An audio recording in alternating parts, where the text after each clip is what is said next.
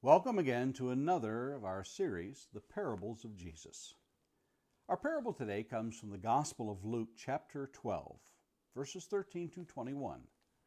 The parable of the rich fool. Someone in the crowd said to him, "Teacher, tell my brother to divide the inheritance with me." But he said to him, "Man, who made me a judge or arbitrator over you?" And he said to them, "Take care and be on your guard against all covetousness, for one's life does not consist in the abundance of his possessions." And he told them a parable, saying, "The lands of a rich man produced plentifully. And he thought to himself, 'What shall I do? For I have nowhere to store my crops.' And he said, 'I will do this. I will tear down my barns and build larger ones, and there I will store all my grain and my goods. And I will say to my soul, Soul, you have ample goods laid up for many years. Relax, eat, drink, be merry.' But God said to him, 'Fool, this night your soul is required of you, and the things you have prepared, whose will they be? So is the one who lays up treasure for himself and is not rich toward God.'"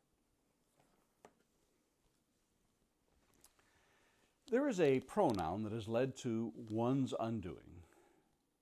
It is perhaps the pronoun my. My money, my possessions, my wealth, my house, my career. The possessive pronoun mine is equally a culprit as well.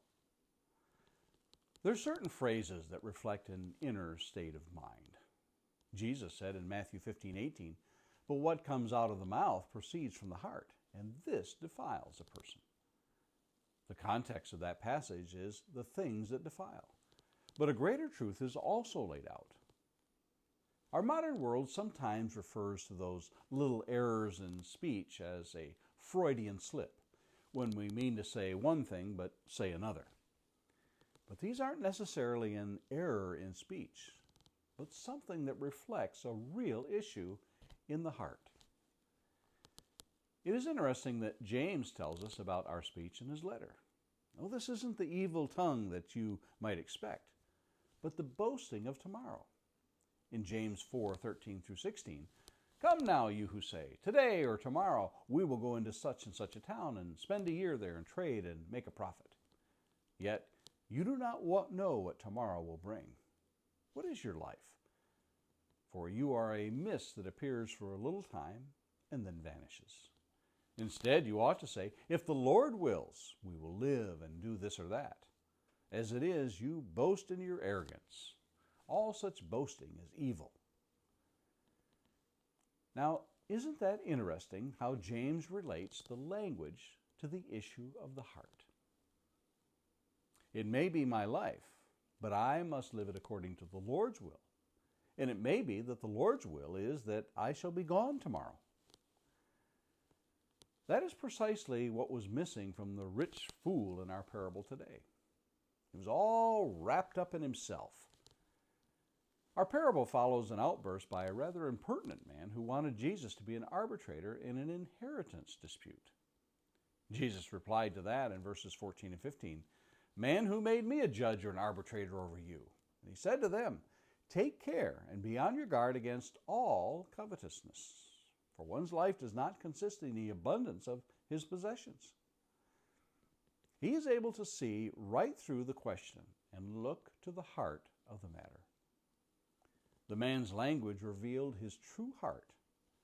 As a result, Jesus tells the parable.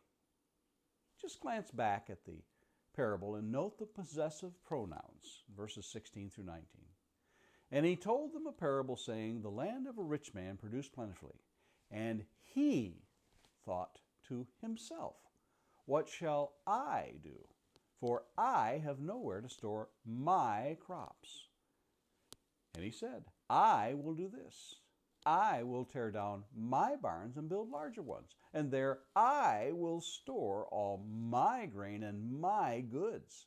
And I will say to my soul, Soul, you have ample goods laid up for many years. Relax, eat, drink, and be merry.'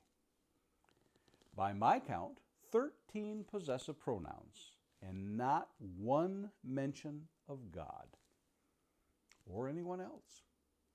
It is worth noting that it was the land that produced plentifully. Remember, it is God who gives the increase. But there's no room for God in this man's life. It's all about him and his possessions.